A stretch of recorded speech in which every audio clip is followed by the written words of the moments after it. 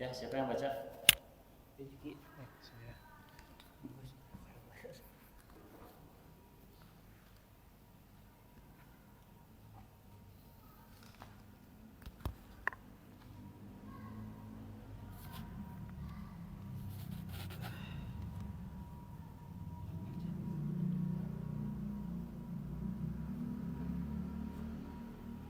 Rizky ingat tasbihnya di Bulan depan. tanggal 15 paling. Tanggal 30 nah. Ya genting ya. Tanggal 30 nah ya Isan. Ya, tasbih. Bulan Mei Ustaz. Hmm? Bulan Mei. Ya, bulan Mei. Makanya ayeuna aya tanggal 2 hiji atuh. Tanggal 15 mun. Bisi. Ya. Mana ya? Nah ini ya. Ulangi deh tadi. 3. Bismillahirrahmanirrahim. Hibdus sunnati bi kitabiha fil Qur'anis sani wasalisi wa ma ba'da Iya. fil qarnainis sani wasalisi wa ma ba'dahuma. Ya, terus Qad wasalatis sunnatu al mutahharatu masirataha alal kaifiyatil lati taqaddama dzikruha ila anin ila anin ila ila anin tahal qarnul awwalul hijriyu. qol ila an intaha Oh, al qarni al awwali al hijri. oh. Ila an intahal qor Qarni qarnil awwalul hijriyu hijri hijriyi wa dakhalal qarni qarnus sani fawaja fawa qarnasani oh, qarnas sani fawajahati sunnatu durufan aksaro huturatan mindi qoblin wahia khaufu dahabiha wan disariha bidahabi hamiliha wa huffadiha. dah. Ini mengulang saja ya yang kemarin. Kalau di abad pertama ketika Rasul masih hidup, para sahabat itu dua golongan. Ada yang mereka itu menulis hadis, ada yang tidak menulis hadis. Yang tidak menulis hadis ditakutkan hadis itu bercampur dengan Quran, karena zaman baheula nulis itu tidak dengan kertas. Zamannya Rasul itu nulisnya di kurma, telapak kurma dan juga kulit. Terbayang sekarang kalau hadis itu ditulis semuanya tidak cukup kulitnya, mau cukup, makanya ada yang menghafal saja. Nah, tetapi ketika Rasul itu sudah meninggal, semuanya sepakat membolehkan untuk menulis hadis. Kenapa? Karena hadis itu perlu ditulis agar tidak hilang. Nah, sekarang di abad yang kedua, Qarnaini Tsani Wasalis, di abad kedua dan ketiga, ini para ulama memperlihatkan bagaimana kiat-kiat menjaga hadis. Ada kondisi yang berbeda. Kita baca dulu. Hifdzus sunnati bi kitabiha fi qarnaini tsani wa tsalis wa ma ba'dahu. Menjaga sunnah dengan menulisnya di antara abad kedua dan ketiga dan setelahnya. Itu berarti ada perbedaan ya. Nah, qad wasalatis sunnatul mutahhiratu masirataha ala kaifiyati allati taqaddama dzikruha. Sudah terdahulu bagaimana sunnah itu perjalanannya ditulis dan lain sebagainya ila an inta qarnil awwal hijri, sampai selesainya abad pertama. Abad pertama itu berarti selesainya khulafaur rasyidin. Itu ya. Sesudah generasi sahabat lah istilahnya. Jadi Rasul generasi sahabat itu abad pertama. Nah, sahabat terakhir yang meninggal itu Ya, alitan. Betul bisa dah. Nah, yuk. Nah, sahabat terakhir yang meninggal itu adalah siapa ya? Saya lupa lagi. Dan umurnya itu panjang juga gitu. Nah, di sahabat terakhir itu ketika sahabat sudah meninggal mulai masuk fase yang kedua, yaitu fase abad kedua dan ketiga, yaitu fase tabi'in, tabi'ut tabi'in dan setelahnya. Nah, tapi keadaan di fase kedua setelah sahabat itu meninggal, fawajahatis sunnatu durufan aktsarahu turatan min dhiqomri. Nah, sunnah itu menghadapi satu peristiwa yang tidak dialami ketika Rasul masih hidup. Apa peristiwanya? Hadis itu mengalami satu peristiwa yang tidak dialami ketika Rasul dan sahabat masih hidup. Peristiwanya apa? Penulisan. Yang pertama, Islam itu sudah besar. Islam itu sudah sampai Afrika gitu pas zaman Umar, terus sampai ke Mesir. Kemudian zaman Utsman sudah nyampe Azerbaijan gitu, sampai ke Asia Timur. Asia Timur, Asia mana?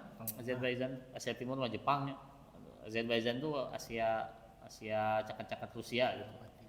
Nah, kemudian pas zaman itu juga kan umat Islam semakin meluas, hadis itu semakin bersebaran di mana-mana. Otomatis kemungkinan untuk orang itu berdosa atas nama Nabi itu lebih besar. Sahabat mah tidak berani untuk berdosa atas nama Nabi. Kenapa? Karena bertemu langsung. Wani itu misalnya antum wanita nggak bohong atas nama saya. Wani ente berarti kurang ajar.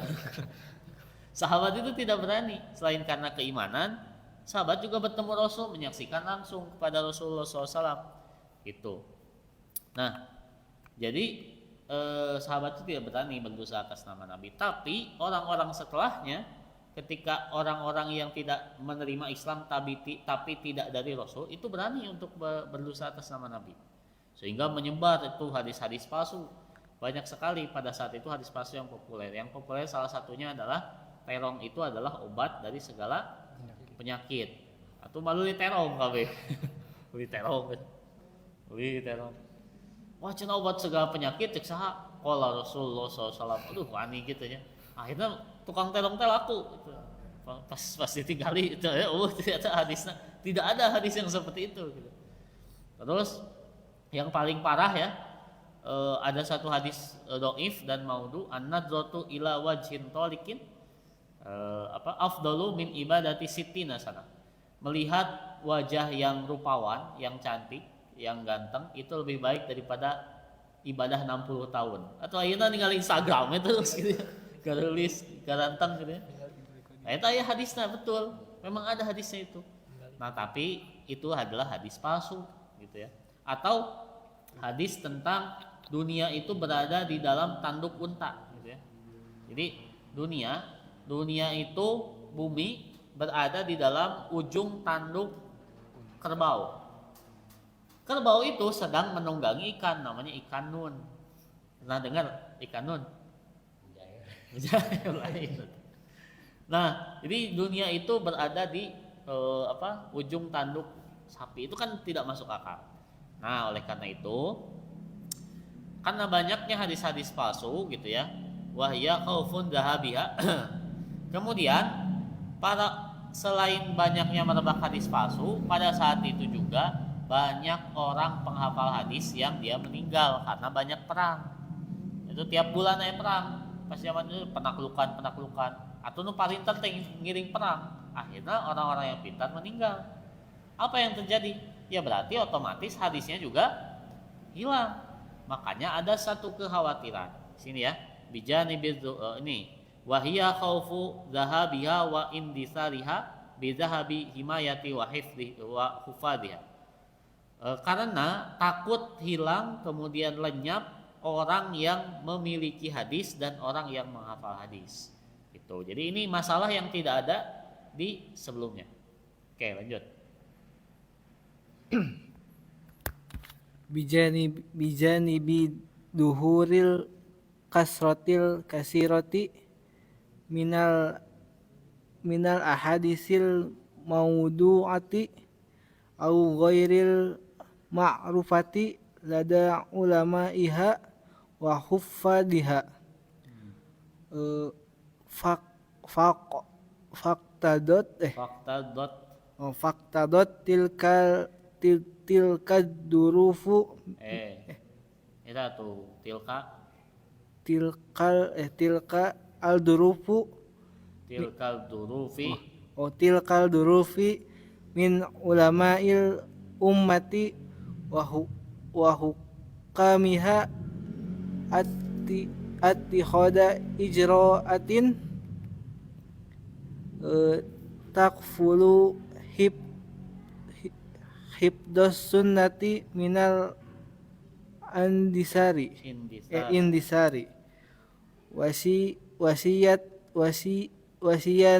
wasiyanataha minad dahili wal hamili. Nah, apa yang dilakukan oleh para ulama di sini selain banyaknya hadis maudhu, di sini disebutkan juga di sini ya. Faktadottil kalduruf, maka keadaan demikian itu memutuskan minal ulama il ummati, di antara para ulama umat ini, wahukamiha, dan penguasa-penguasanya. Jadi gini ya, dari zaman dulu Islam itu tidak mengenal pemisahan antara ulama dan penguasa. Jadi zaman baheula yang disebut dengan pemimpin itu adalah imam sholat. Itu.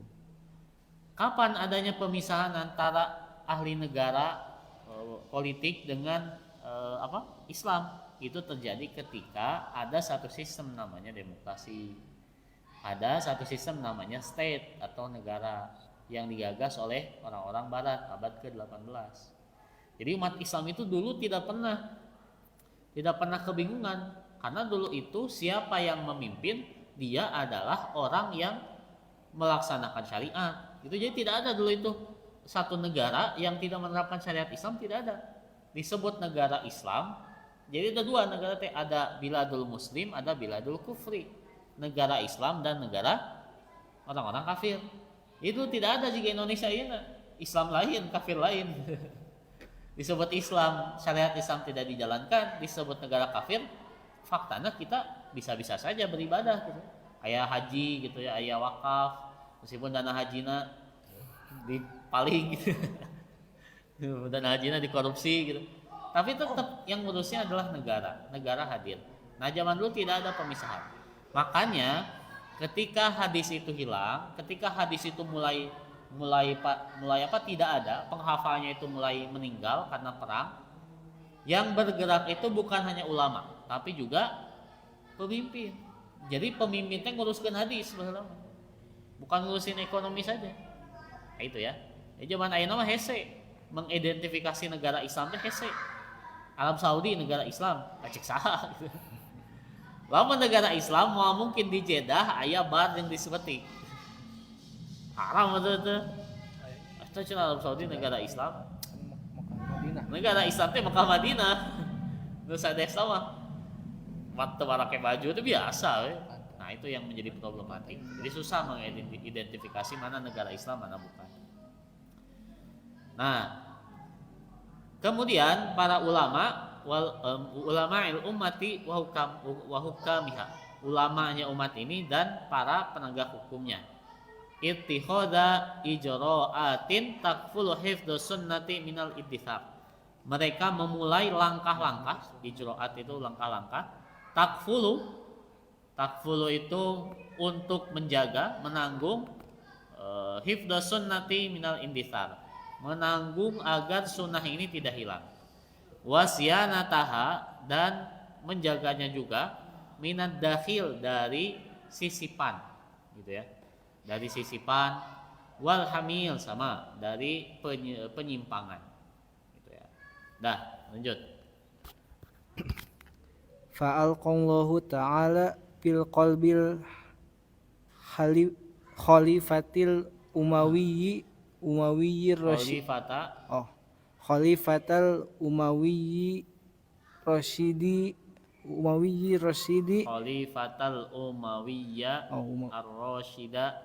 Khalifatal Umayyah ar-Rasyida Umar bin Abdi Aziz ibni Abdil Marwana. Eh.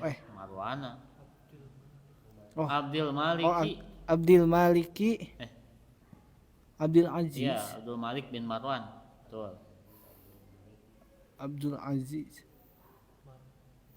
Marwani Abdul Mana Marwan tidak ada di sini. Abdul Maliki an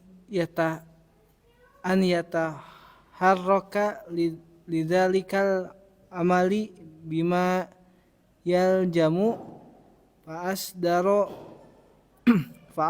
marsuman khalifiyan bitadwinis sunnati wa jam'iha. Nah, karena tadi ya disebutkan yang bergerak untuk menjaga hadis itu bukan hanya ulama, tetapi diawali dari penguasa dulu.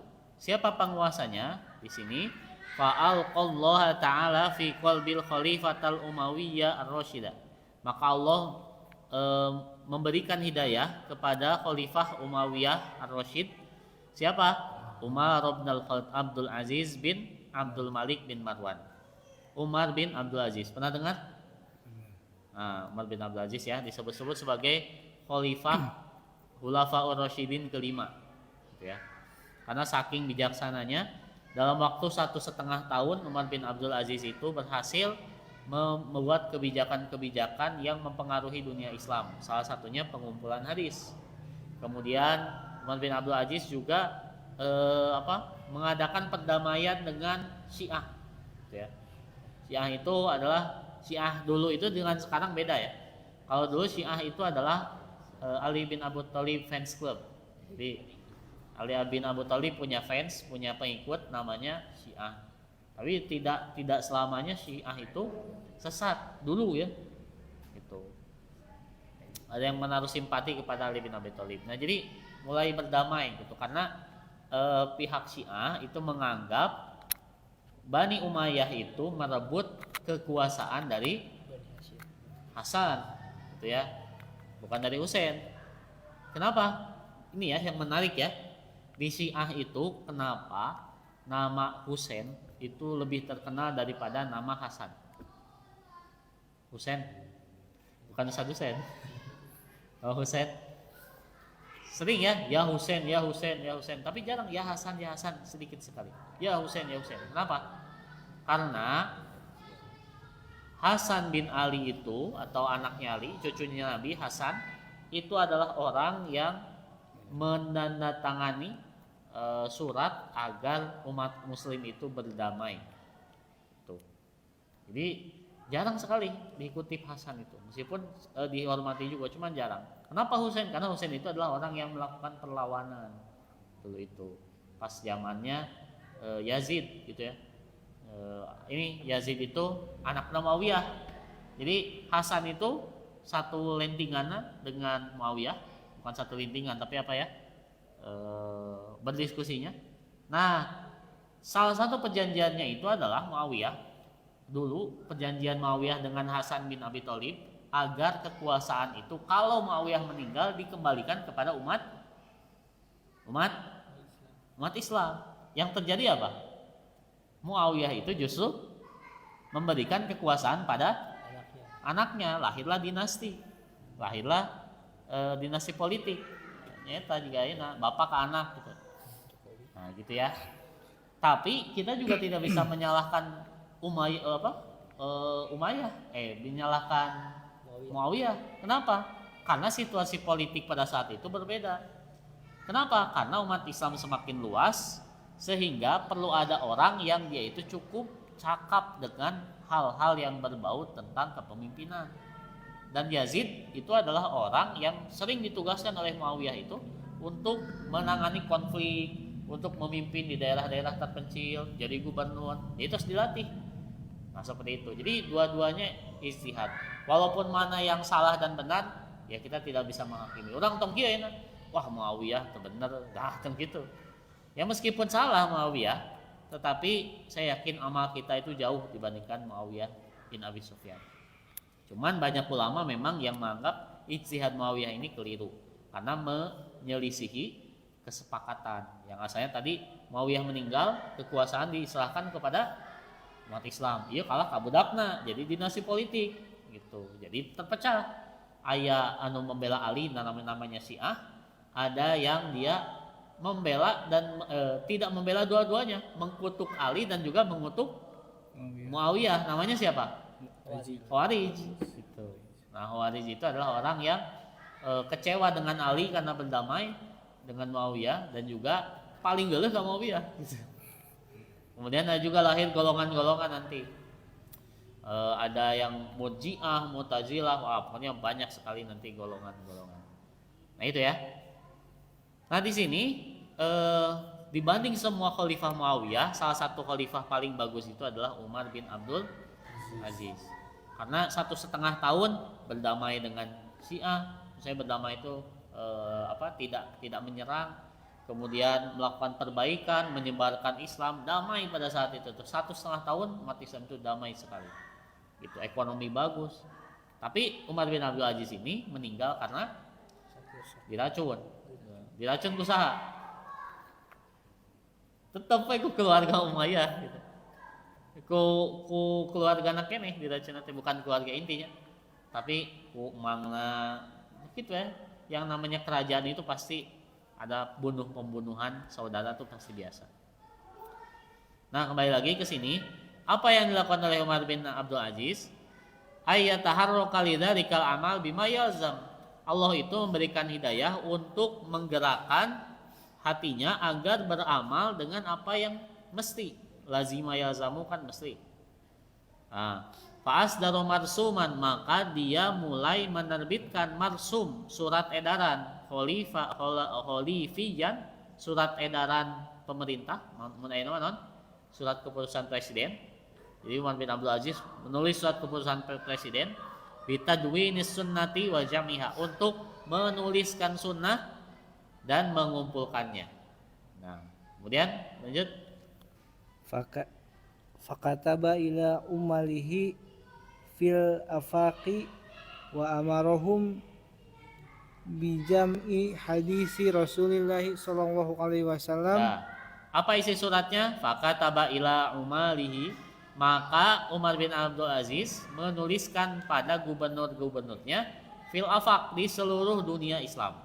Jadi menerbitkan surat kepresidenan, ditembuskan kepada seluruh gubernur.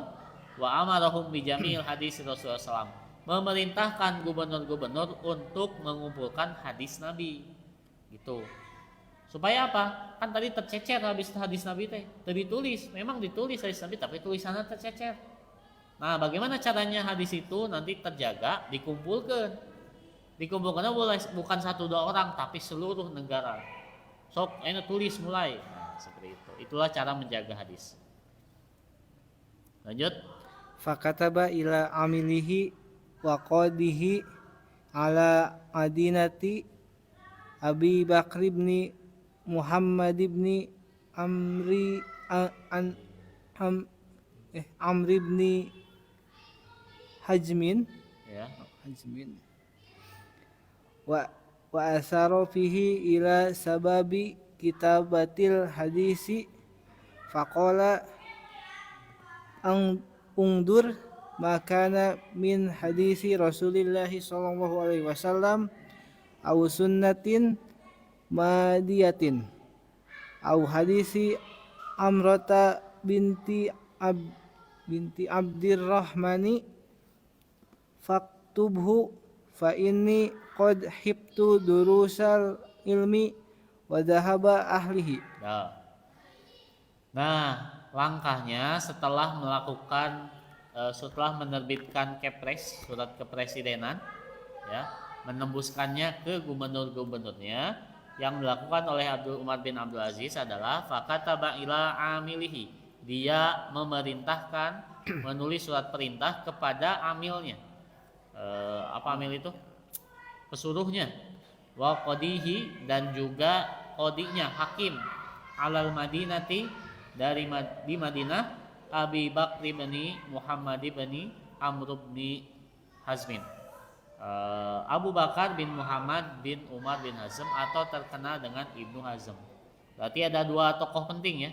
Yang pertama Umar bin Abdul Aziz, yang kedua Ibnu Hazm. Gitu ya. Nah, coba lihat di sini ya. Zaman dulu selain pemimpin itu sekaligus dia pemimpin agama, zaman dulu juga yang namanya hakim itu harus ulama. Zaman ini beda kan? Karena hukum yang dipakai hukum apa? Islam. Hukum positif, gitu ya. Hukum barat. Gitu. Zaman dulu itu orang yang menjadi hakim itu harus ulama. Gitu. Nah, makanya yang mengurus hadis, yang menulis hadis itu adalah orang-orang yang kedudukannya sebagai qadhi, sebagai hakim. Siapa di sini? Ibnu Hazm. Kemudian wa asyara fihi ila sababi kitabatil hadis, dan menunjukkan atau mengisyaratkan hal ini untuk penulisan hadis. Faqala, maka dia berkata Ibnu Hazm, ungzur maka min hadits Rasulullah sallallahu alaihi wasallam. Lihatlah, perhatikan hadis Rasulullah sallallahu alaihi wasallam, au sunnatin madiyatin, atau sunnah yang telah lalu, au hadithi Amarata bani Abdurrahman faktubu, atau hadis siapa? Amarah binti Abdurrahman faktubu, tulislah. Fa inni qad hiftu durusal ilmi wa dhahaba ahlihi. Aku takut ilmu itu akan hilang dan pemiliknya itu akan meninggal. Nah, udah ya. Jadi di fase yang kedua ini adalah fase krusial. Ternyata hadis yang kita baca sekarang itu dulu penuh lika-liku. Dimulai dikumpulkan, kemudian dimulai disaring mana yang betul, mana yang tidak, mana yang maudhu atau itu bukan hal yang mudah. Coba antum menyaring semua berita yang beredar di sosmed, mana yang asli, real, mana yang hoax. Wah, susah itu. Kenapa? Ya kita harus tahu berarti yang pertama dari pembawanya, ini pembawanya siapa? Ya media abal-abal misalnya garuda.com, isinya memuji-muji MBG, hoax deh. Itu hoax gitu. Karena buktinya banyak madaratnya. Kemudian nah itu ya dilihat ini orangnya tidak kredibel. Kemudian yang kedua dilihat materinya. Nah aneh hadis teh, teliti deh. Nah itu jadi susah hadis itu. Kita sekarang enak tinggal baca hadis, tinggal nulis gitu, nulis buatin tinggal ngutip. Ulama zaman dulu itu setengah mati mereka mengumpulkan hadis. Dari ujung sampai ke ujung umat Islam dikumpulkan hadis, ditulis, disaring mana yang betul dan mana yang tidak. Oke, itu mungkin ya yang bisa disampaikan pada pertemuan kali ini. Jadi kesimpulannya adalah di fase kedua ini mulai dikumpulkannya hadis. Kalau fase pertama ditulis, kalau fase kedua itu dikumpulkan. Tong dibalik. Jangan kita bicara seperti ini. Kapan hadis ditulis? Hadis ditulis pas zaman Umar bin Abdul Aziz. Salah. Hadis itu ditulis pada masa Rasul, dikumpulkan pada masa Umar bin Abdul Aziz. Karena dikumpulkan tos aya jan. Tos aya, orang ngumpulkan daun akan ke saya. Itu. Beda dengan kita memetik daun atau kita membuat daunnya saya ya. Gitu. Nah, itu saja ya. Insya Allah kita lanjutkan di pertemuan berikutnya juga masih membahas tentang hal ini. Assalamualaikum warahmatullahi wabarakatuh.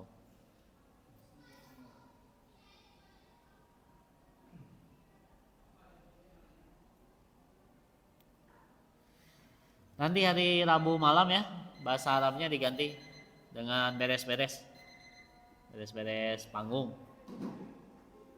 Nampelkan banner kali itu telamin teh jiga baheula. Anu mah tos gampang kan.